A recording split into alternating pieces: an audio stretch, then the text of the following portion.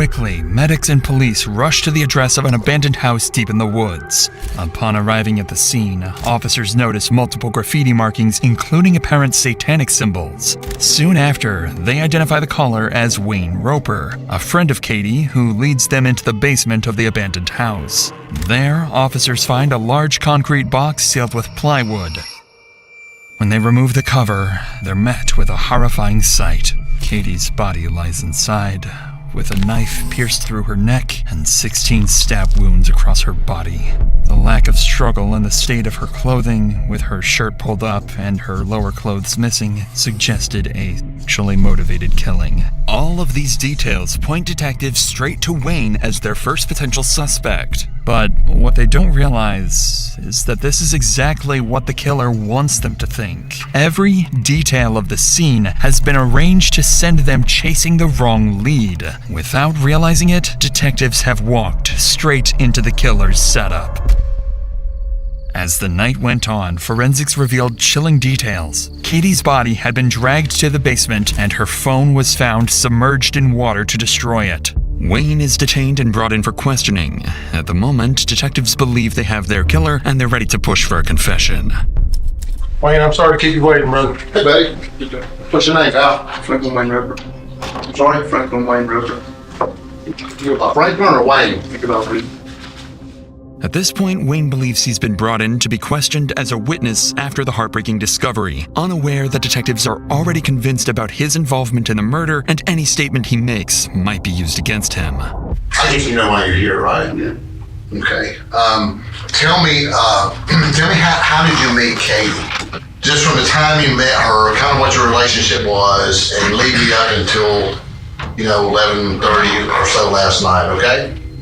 I first met her, we were friends at first, and then we dated for like a month or so, and then that's whenever I moved to Liberty with my dad, and we stayed in contact for a little bit, and then once I left my dad's and went to North Carolina, we lost contact. Detectives begin the interview by learning that Wayne and Katie were once together, but quickly, Wayne reveals something that would immediately put suspicion onto his name. Maybe a year later, that Katie got married to John Lavelle, and then one night she came and hung out with us with John. It was the first time I've seen her since I moved, and since then John offered me to move in with him, a roommate, and $200 a month, and I took it up. It was a good deal. So you lived with her and her husband? Yeah, That's weird. It was. When was this? Do you remember when this was? When I lived with him? It was before June this year. As Wayne explains that he once dated Katie and later lived with her and her husband, detectives gain another reason to suspect him: jealousy. And just as everything appears to be moving in the perfect direction for the real killer and his carefully constructed plan, Wayne makes a claim that complicates the investigation and may just be enough to ruin the killer's plan. Living there, everything like going okay, Then they started having arguments because of me, because she used to talk about me before, and she told me that he was jealous of me, and their arguments started getting worse, and that was whenever he got drunk one night and he cussed her out, and he had her in the bathroom. They were just pretty much just screaming at each other, and then from there she ended up moving back in with her mom, I think. When did you and Katie, when you were living with John and Katie, were y'all being intimate with each other? It was only once. And John was there or not there? It was like a threesome thing. And how did that come about? I was drunk and he was drunk, and it was her idea. Like after that, he changed. If true, Wayne's claims about John's violent behavior could shift suspicion towards him. But despite Wayne's accusations, something still doesn't add up. His story, with its inconsistencies and gaps, keeps raising suspicions, because prior to this interrogation, detectives learned that on the day of Katie's death, Wayne arrived late to work and he admits to walking near the abandoned house around the time Katie disappeared. More importantly, while at work, Wayne was aware that Katie might be inside that very house. Yet despite that suspicion, he never alerted authorities. Instead, he waited until the end of the day, went there himself, and only then called the police. All of this places Wayne squarely in the crosshairs of investigators, and unknowingly pushes them further into the real killer's trap. Because in the next few minutes, the interview will take a terrifying turn as detectives unknowingly edge closer to forcing an innocent man into confession to a brutal murder that he never committed. But before we get to that, recently I'd been dealing with these headaches for 3 weeks straight, and I kept pushing off seeing a doctor because I've always struggled to find one that works for me and my insurance. That's where I used ZocDoc, the sponsor of today's video. ZocDoc is a free website where you can search and compare high-quality, in-network doctors, and ZocDoc isn't just for one type of care. ZocDoc has over 150,000 providers across nearly every specialty, from primary care to dental, eye care, urgent care, mental health, and more. It's basically a one-stop shop for your healthcare needs, and it's completely free to use. When you found the doctor you need, you can see their actual appointment openings. Plus, ZocDoc helps you get appointments fast, typically within just 24 to 72 hours of booking, and you can even score same-day appointments. No need to call doctor's offices and wait on hold either. So if there's something you've been ignoring, make it easier on yourself. Go to ZocDoc.com/DrInsanity. That's ZocDoc.com/DrInsanity, or click the link in the description to find and instantly book a top-rated, in-network doctor today. With that said, let's get back to Wayne's interview, where detectives are on the verge of pushing an innocent man into a murder confession. Why didn't you call the police? I didn't think of it at the time. I didn't. Did you know she was dead? No. Why would you think the best idea is for you to walk into what turns out to be her final resting place, where somebody murdered her and dumped her down there like a piece of trash? You know why you didn't look in the bathroom? We glanced in there with the flashlight. Like, if you're standing at the door of it, you can see in there. You can't see in the tub. I'm telling you, I was up there in the day. Because she wasn't in the tub. This defies any kind of logic that I have experienced in my 62 years on this earth. You look like you're gonna pass out. This is too much. I bet it is. Get it off of you then. I'm sure it is. All you gotta do is lay it down. You lay the burden down, that's the only way you'll be forgiven. You gotta say, I messed up. Help me. That's what you gotta say. And I'll do it. But I'm not gonna do it on credit. Detectives remained suspicious of Wayne, but with him sticking to his story and no hard evidence, they couldn't yet arrest him. Instead, they collected his DNA sample to compare with the DNA found underneath Katie's fingernails. But that's when, just a few hours after Wayne's interview, as police search the area around the abandoned house, they stumble upon Katie's car, only a few miles from the crime scene, left abandoned in a nearby parking lot. It looked as if she had left in a hurry, but the reason her car ended up there would remain one of the biggest mysteries for the following months. Up to this point, everything was going according to the killer's plan, one designed and carried out by Katie's own husband, John Blauvelt. But Wayne's comments about his jealousy pushed detectives to dig deeper. What they found was a restraining order filed months earlier, after John had allegedly pulled a gun on Katie when she refused to give him her phone. For the first time, despite his efforts, officers were seriously beginning to suspect John. So the next day, on October 26th, detectives approach him at his office on the military base where he works. Their goal is simple: hear his side of the story, verify his alibi for the day Katie died, and see how he reacts under pressure. For most perpetrators, this would be the moment everything starts to fall apart. But John isn't like the rest. He would play it perfectly. Alright, well, they're out off of Southeast Main Street. There was a body that was found in the house, okay, an abandoned house. And at this point, we're able to say that it is Catherine, okay? I'm so sorry for your loss, sir. At this time, we are investigating, and we would investigate every death the same way. We start with homicide and work our way from there, okay? What the restraining order deal? What's the deal with that? That's just a charge back that I got back in February, domestic violence first degree. Do you know if she had any issues with anybody? Anybody that wouldn't hurt her or anything like that? No, and I know that she's been dating around, and it's whatever, because I've been too, but Notice how John intentionally directs detectives towards the fact that Katie is dating around. Him pointing this out isn't a coincidence. It's a strategy. By controlling the narrative this early, John is quietly planting a story that will protect him later.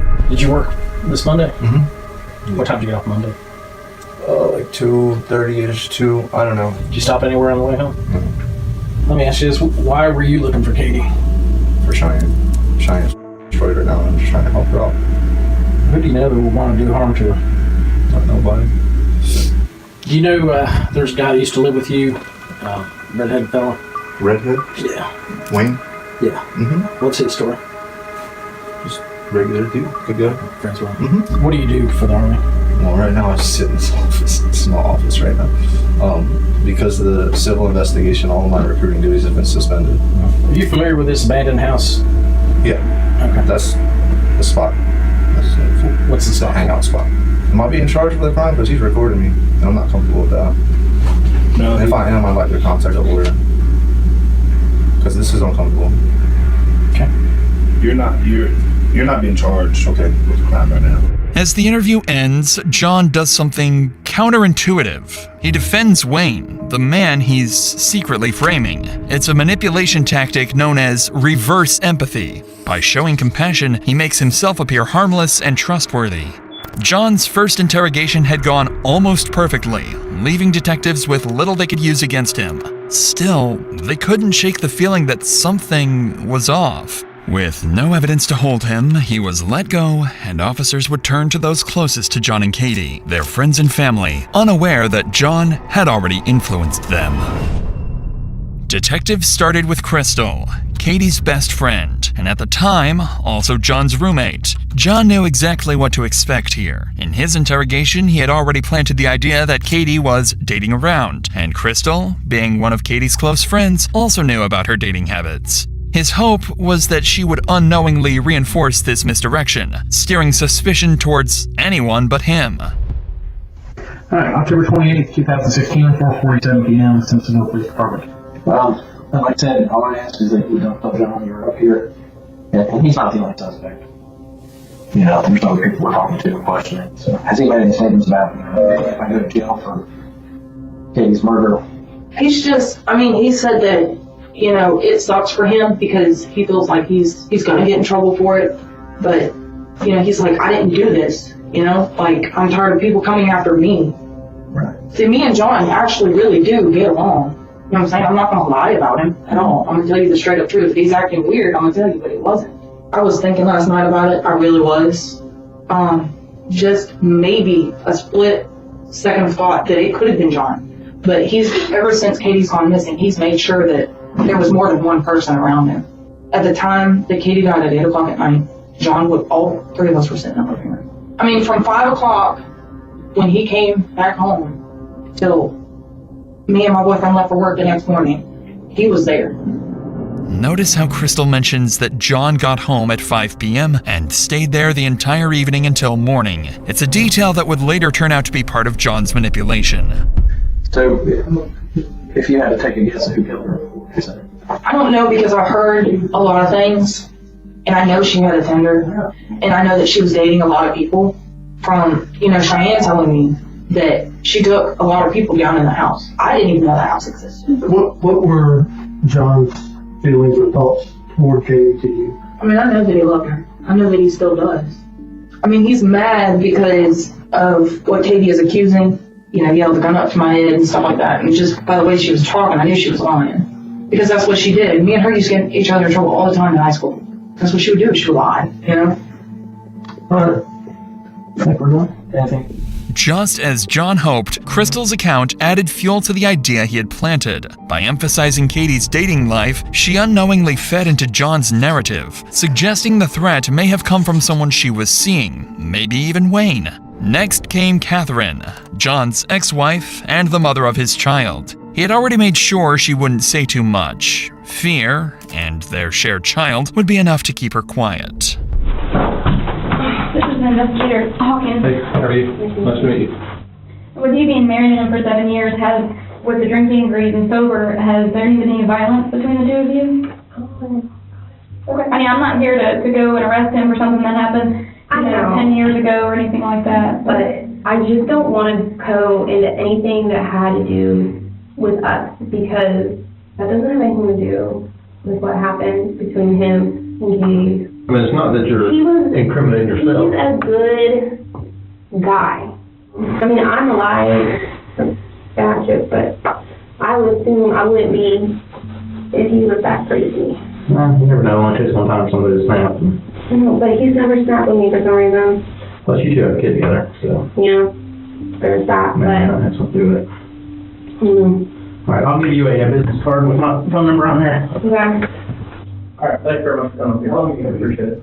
Catherine's silence kept John safe for now, but the final interview with Katie's niece, Cheyenne, would not go according to John's plan. Unlike Crystal or Catherine, she wouldn't protect him. Instead, she would point suspicion directly at John and reveal a motive that would tie everything together. For the first time, his carefully built plan would start to fall apart. Alright, your name is Cheyenne Paxton, is that correct? Yes, sir. Okay, it is Thursday, October 27th at 8:52 a.m. Simpsonville Police Department. This is in reference to the homicide investigation of Caitlin Blavel. Have you ever seen John get violent towards Katie? I've never seen him put his hands on. I've seen him argue. Would Katie have gone over to his house on her own? Within the last 3 weeks to a month, like I do. So if he says he hasn't seen her since July. Until July. Yeah, no, he's seen her. I know that John is really angry at Katie for a lot of things. Tell me what he's mad at her for. He feels like that it's her fault. That all of, like, that their relationship went bad. And everything kind of went bad for a little while. He feels like it's her fault that he's losing his job. And that he got in any trouble. And he just blames it all on her, Mm-hmm. And I don't know if this matters or not, but I know he has like a $150,000 life insurance policy on her too. I appreciate you coming in. I know it's not easy, especially when somebody close to you, but it's important. A lot of this information you gave us, good information that we need. So. Cheyenne's interview gave detectives their first real motive pointing to John. But motive wasn't enough. They needed evidence. They have a few leads, but they have no defined person of interest just yet. As the investigation dragged on, the detectives' frustration began to grow. John had covered himself so carefully that they couldn't even get a judge to approve a DNA warrant. Without it, they had nothing that could tie him directly to Katie's final moments. It's now been 4 days since Katie was killed, and detectives didn't have any solid evidence. They knew John was smart, but so were they. Out of options and patience, they began planning something different. They began forming a new, risky, and very unconventional plan. In just 2 days, they would set a trap for John. A trap at Katie's own funeral.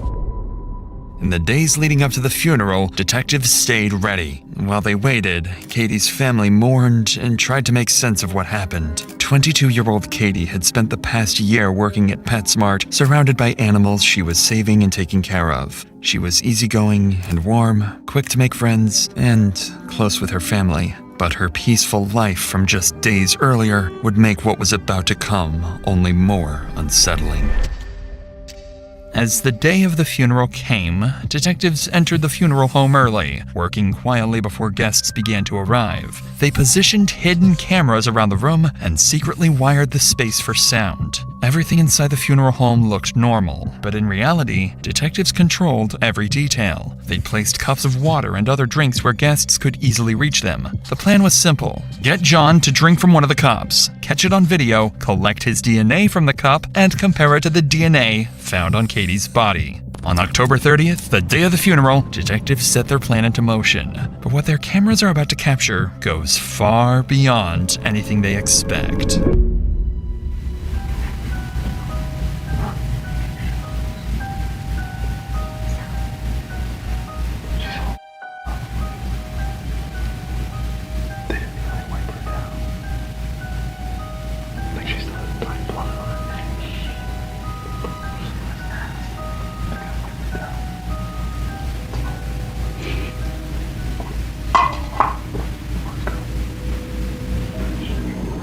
As John leaves the funeral home, detectives know their plan has worked. They quickly return to retrieve the cup he had drank from and the hidden camera they placed earlier. When they review the footage, 3 critical things stand out, all of which will become pivotal to the entire investigation.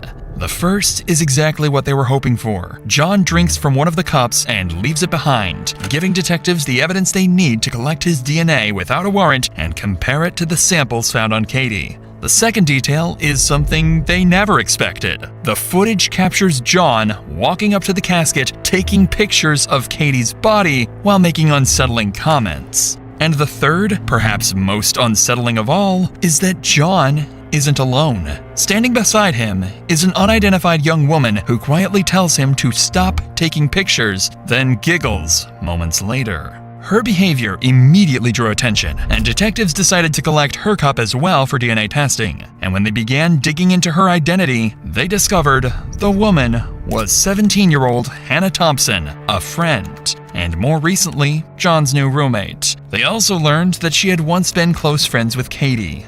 Given her connection to John and Katie and her strange behavior at the funeral, detectives know Hannah isn't just another witness. She might be the key to solving the entire case. And they were dead on.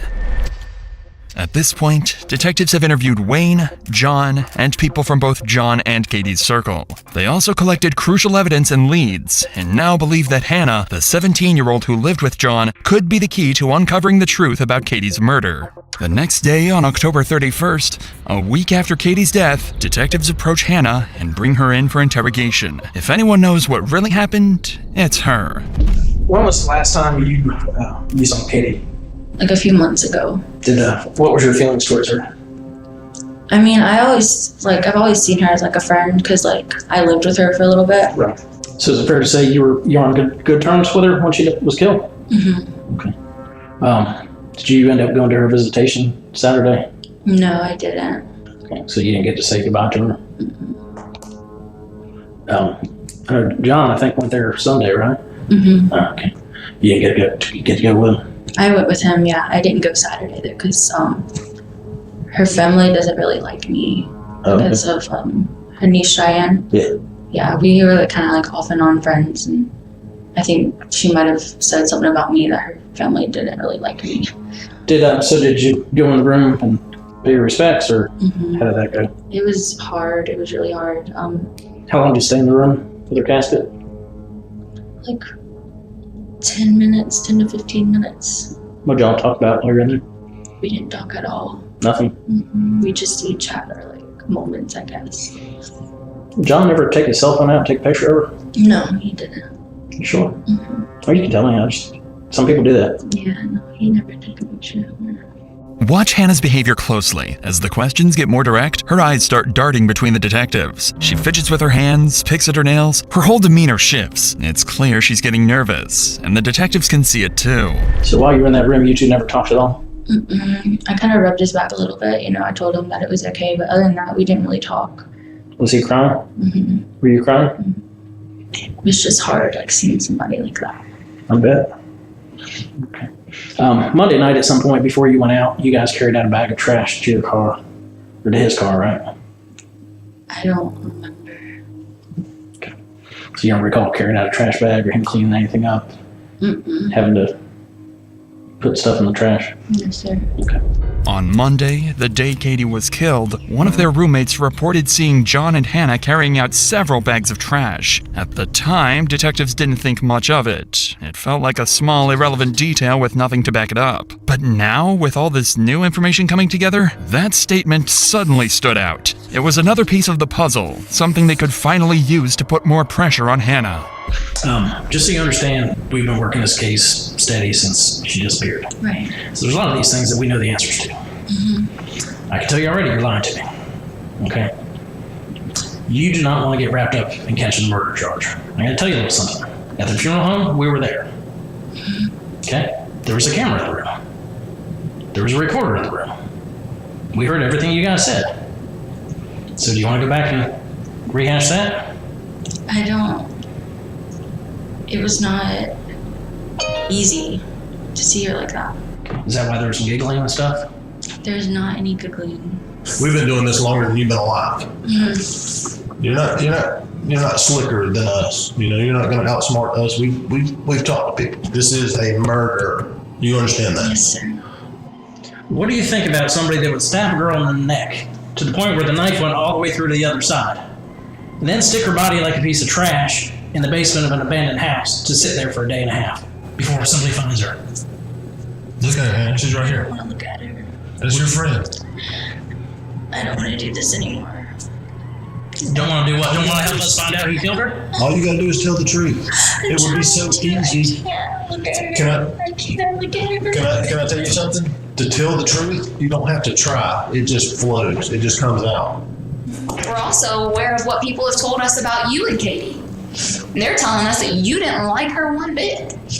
Well, after me and John started, getting together, Katie started not liking me. If you know something and you're trying to cover up for it, you're gonna go down with the rest of them. You're gonna go down with the person who did this to her. I don't know anything about her murder. You do. I don't. You do. I really don't. We really do. You do. We know more than you think we do.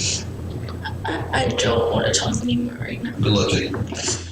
Even after being confronted with the footage and being caught in multiple lies, Hannah refused to give up on any additional details she may withhold. But while none of this gave detectives the definitive proof they needed, John didn't know that. And that uncertainty was exactly what they were counting on. So detectives decide to bring him in again, this time more prepared and ready to push harder than before. They planned to corner him with everything they had. But they'd have to be careful. If they pushed too far without enough to arrest him, it could tip him off, causing him to disappear. We hadn't really had a chance to sit down. I know I talked to you that day when we notified you about her death. Yeah. And things are kind of emotional and everything. So, right. So the viewing was Saturday, right? Right, 2 to 4 on Saturday. When did you get? I went Sunday, 2:30 on Sunday. Okay. So they just had a private thing for you. Mm-hmm. Did you go by yourself? Or? Yeah, well, I took Hannah with me. Did you? Yeah. How was that hard?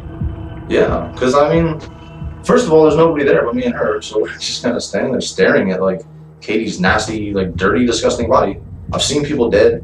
I fucking dealt with this shit before, and now there's nobody else there. You know what I mean? That night, somebody says you and Hannah were putting some trash from a bag, like a trash bag in the back of the Prius. Mm-hmm. Do you remember doing that? Oh yeah. Marley had the most explosive shit on the floor and stunk up the whole house. I threw out 4 towels. This moment reveals Hannah's a lie. She claimed she couldn't remember taking any trash out, yet John's statement confirms otherwise. It's a small clue, but one that'll soon become part of a much bigger picture. So you guys got home around 3 roughly? Yeah. Brandon and Crystal were there. What happened after that, after you're done running? We went and met my friend Scott to get some money that he owes me. What's he owe you? He owed me $500 for when he crashed my car. Where'd y'all meet with Scott at the Zaxby's on Fairview. He was in the Army with you? Yeah, we deployed together? We deployed together. Did you go anywhere before that? No.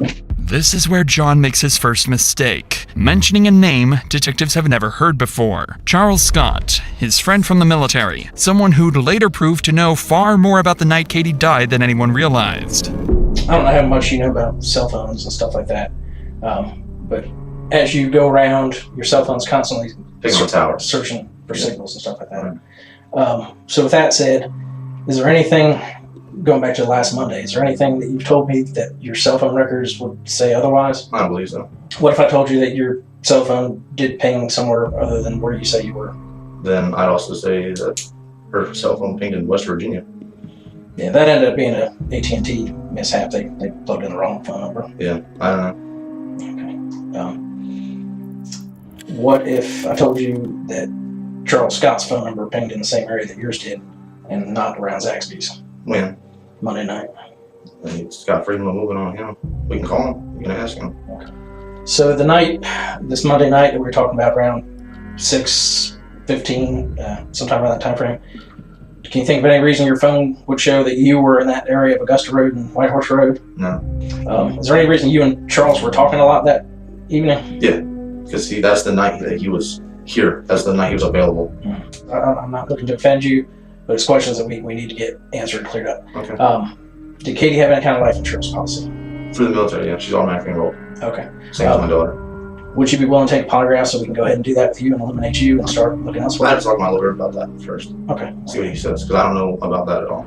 As the interview ends, detectives have their first real connection between John and Charles. Both of their phones show activity near the area where Katie's body was found. It isn't enough to make an arrest, but it's enough to keep digging. And with a new name now tied to the night of the murder, John can sense it. Detectives are closing in. At this point, the main circle of suspects included Wayne, John, Hannah, and now more recently, Charles Scott, John's friend from the army. But as detectives slowly pressed forward, John was growing uneasy. For the first time, he was starting to realize his master plan might not hold. That's when, on November 4th, 11 days after Katie was killed, detectives received a call that would send the case in a whole new direction. Crystal, who was John's roommate and had been interviewed earlier, came forward with information that changed everything. Hi, Crystal. Hello. How are you? I'm good. Oh, we're good. What's been going on since, I don't know, you got a phone call on Wednesday? At 3:30, he called and he said, are y'all at home? And we said no. And he said, okay, all right, bye. And then just hung up. Well, me and Brandon got home about 6:15, 6:30, and we seen that in our room we have, like I said, the Halloween lights just going across the ceiling. The attic is right where that light is at. And I had the lights going across the attic. Well, when we come back, they were just torn down. We haven't even touched them. They were just ripped out from the attic. And once we figured out he was gone, we went searching through the house, making sure all the windows were locked and covered. And because I've never been in a house alone like that, except for my apartment. But he was gone. You know, and we couldn't call him because the cops have his phone. I said, Brandon, we need to go back outside and call the Simpsonville Detective Warlock. And I told him what was happening, and he was like, I was like, if you want to come and search the house right now, I'll give you full permission. And he said, well, I can't do that without a warrant. And he was like, and I was like, well, there's no way that somebody can come out here and like search the house or anything like that. And he said, no. He said, your best bet is to go stay the night somewhere else. He was like, because you're possibly living with a murderer. John was gone. His disappearance also meant he abandoned his military service, officially classifying him as a deserter. However, as investigators would soon learn, he wasn't alone. He had fled with none other than the 17-year-old girl, Hannah Thompson. And as officers across the state searched every highway, every motel, every possible route out of South Carolina with no sign of either of them, it became clear this wasn't just an investigation anymore. This was a manhunt. In the days that followed, leads were few. The pair had vanished completely off the grid. A 28-year-old former Army sergeant and a 17-year-old teenager, gone without a trace. Then, on November 19th, 26 days after Katie's death, a small breakthrough happened. John's red Yukon was captured on CCTV near Las Cruces, New Mexico, about 1,600 miles from Simpsonville, South Carolina, where he disappeared. And just 2 days later, on November 21st, that same Yukon was found abandoned in the mountains of Umatilla County in Oregon, over 1,400 miles away from Las Cruces. Inside the vehicle, investigators found John's laptop, clothes, and camping gear scattered around, suggesting that after the crash, John and Hannah grabbed what they could and ran into the woods. The discovery confirmed what detectives had already feared. John and Hannah were constantly on the move, crossing state lines and staying just far enough ahead of law enforcement to vanish again. Later that same day, authorities issued arrest warrants for both John and Hannah, officially turning the case into a nationwide manhunt. By this point, John and Hannah had already been on the run for over 2 weeks before any warrants were ever issued, putting them far ahead of law enforcement and nearly impossible to track. But once the warrants went active, detectives finally gained full access to their phones, chat logs, and internet history. And that's when their worst suspicions were confirmed. I just woke up and I already feel sad again. I feel like you're still talking to Katie. I promise you I'm not talking to Katie. I will leave you if you talk to her. I swear. I know. I'm not and I won't. She's gone. I'm done with her. I promise. I'm going through with that thing though soon. I'm gonna be staying with you. Good. The messages between the two suggest that John had been planning the murder for months prior to it actually happening. And upon searching his internet history, they found searches like how to make a two-way radio or how to sharpen a knife, leaving little to no doubt about his involvement. But with John and Hannah still missing, detectives had little choice but to wait, hoping for the next break that could pull them back on the trail. And That's when, on November 25th, 21 days after John and Hannah's disappearance and over a month after Katie's death, detectives got a call from a South Carolina prison. But the caller wasn't just anyone. The call came from the cellmate of Charles Scott, John's army friend who was already in custody for an unrelated charge. Charles's phone had pinged near the abandoned house on the day Katie died, and his cellmate was about to provide a lead that could give detectives the breakthrough they desperately needed, with details only the killer could have known. Just as we're talking today, is that Charles Scott you're talking about? Yeah, that's the one I'm talking about. He told me that he had killed a girl. Helped kill that girl with one of his buddies.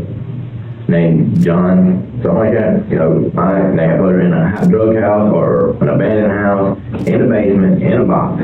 That takes two people to open. He was the one that coerced her to the spot where John came up behind her and got her, grabbed her. And they met at a different location. When John got her, they put the knife to her. John stabbed her. I don't know how many times John stabbed her. He didn't say. He said he knows he stabbed her twice and John made him stab her twice. He actually said it scared him when he stabbed her at first, but then after he stabbed her, it made him feel a little better. William's statements are shocking. His account of what happened closely mirrors the possible events of the night Katie died, and what he says next only grows more disturbing. He said, well, this is the second time, but the first time he told me about, you know, how he coerced her to come to the spot, and now we're going to talk about something about John, trying to help John come off of marijuana, and John's on drugs real bad. After John grabbed her, they put her in John's Tahoe, red Tahoe, and took her to the scene. So where did they say where they actually killed her at? In the back of the Tahoe, on the tarp. I said, look, be honest with me. I said, had they took your DNA? He said, no. I said, well, that's a good thing. I said, they took DNA at the crime scene. He said, they hadn't took my DNA, it's not going to be there. All right. If you don't have anything else, Mark, we're going to go ahead and conclude the interview at 11:02 a.m. Mark's statements put serious allegations on Charles. It wouldn't be anything special, as false accusations like this happen when inmates try to get a deal with officers or get their sentence lowered. But in this instance, too many details added up. Details only the killer or someone heavily involved could have known. One of those was his claim that Charles had lured Katie to a location near the abandoned house. For detectives, this suddenly made sense of why her car had been discovered just a few miles away, abandoned without a struggle. Charles also allegedly told his bunkmate that he and John wrapped Katie in a tarp to move her into the basement. This matched forensics, which had already indicated she'd been moved after death. Now detectives have a chilling theory of how that happened. It was now a very big chance for the detectives to possibly catch one of Katie's killers, a chance they couldn't afford to waste. So without hesitation, they brought Charles in, hoping for the biggest breakthrough in the case yet. But detectives knew getting Charles to talk wouldn't be easy. They didn't have enough evidence to pin him down, and they needed something, anything, that could make him slip. So they decided to take an insane risk. They came up with a plan to push him over the edge. They would bluff, pretending that John had already been arrested and was ready to testify against him. If Charles believed it, the pressure might finally make him talk. But if he didn't, detectives would lose their best chance to get the truth. Alright, Charles. Please take the polygraph test. Let's get away from the polygraph, okay? Because you've been saying that ever since I read the warrant to you, okay? Because it's not looking good for you. Okay? I have absolutely nothing to do with that girl's murder. God, please take a polygraph test. God, please. Let me tell you that John was arrested in New Jersey. Okay. And he sang like a bird to those investigators. I don't care what he told you. Well, you should. I was not there. Investigator Manuel told you that John was arrested earlier. Okay. And he's talking. What do you think he's saying? I don't know what he's saying. I don't know, but I know I never seen that girl a day in my life. You were both there, Charles. No, we was not. As soon as the questioning starts, Charles demands a polygraph, and detectives know exactly what that means. Polygraphs aren't reliable, can be manipulated, and their results can't be used in court. It's an easy way out. Simple yes or no questions instead of a real confrontation. And before long, his avoidance turns into an act of ignorance. I never seen that girl. But you knew that they were married, and you knew that John had problems. No, I did not know. Oh, no. You told me at the Fountain Police Department that John has talked about how she was fucking his career up. That was a lie. Everybody saying like a bird. I never had no weapon. You will not find no fingerprints or no weapon that I touched. Number one. Why that? Because I wasn't there. I didn't touch no weapon. I never had no weapon. But he said, I'll never find fingerprints on a weapon that you touched. Yeah. So, I guarantee have you ever told anybody that you're involved in this murder? Do I look stupid? Do I look like I would just go inside of a fucking jail to some guy I don't know and say, hey man, I murdered some girl? You know what it looks like you were remorseful for your actions.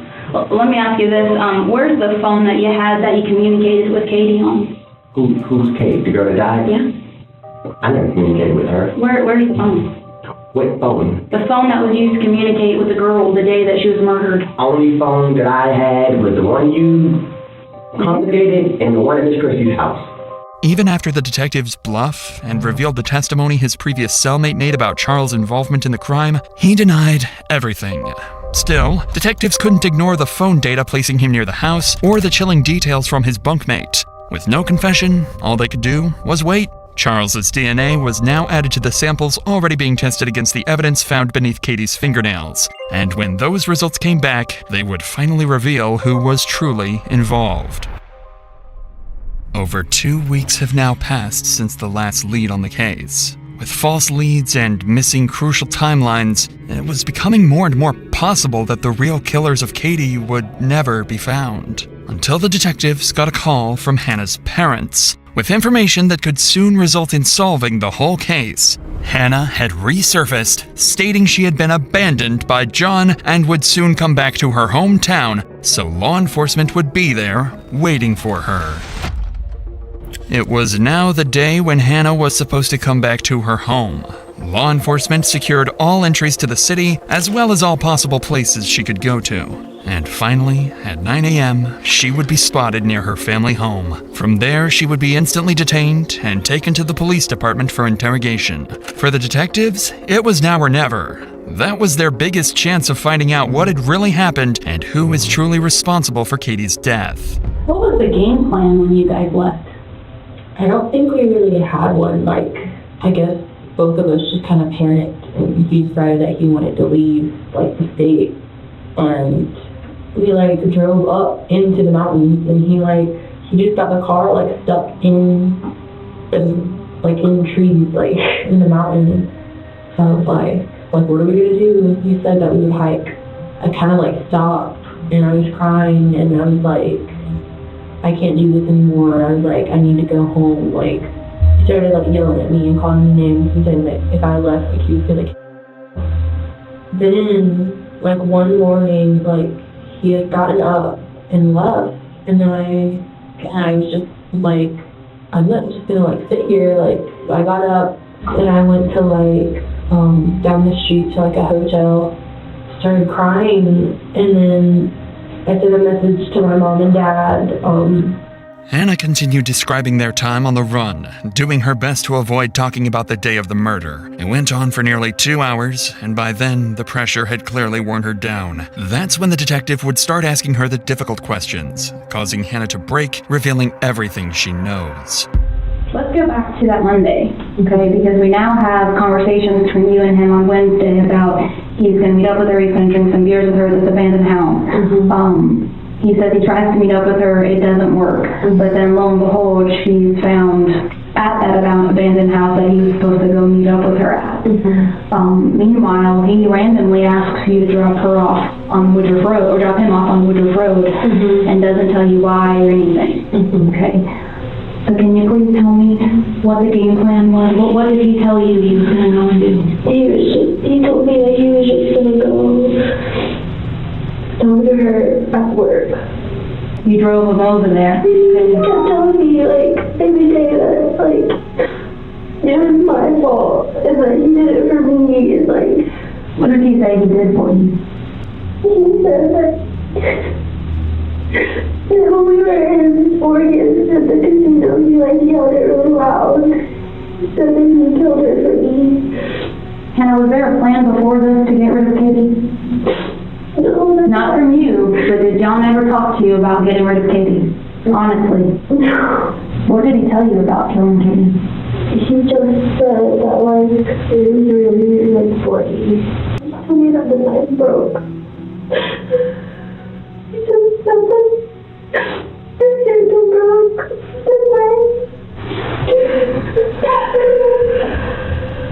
The last thing she said was ow. And she said that before that if he let her go, she wouldn't call the police. Where were they, Hannah? They abandoned house. And you don't know exactly where he could be or what he said, right? Okay. Hannah, did you have anything to do with killing Katie? And the reason why I ask you this is because we're still hunting for John. Right. Okay? And as much as you think John cared about you, from an outsider's perspective, not knowing you, not being your mom, he doesn't.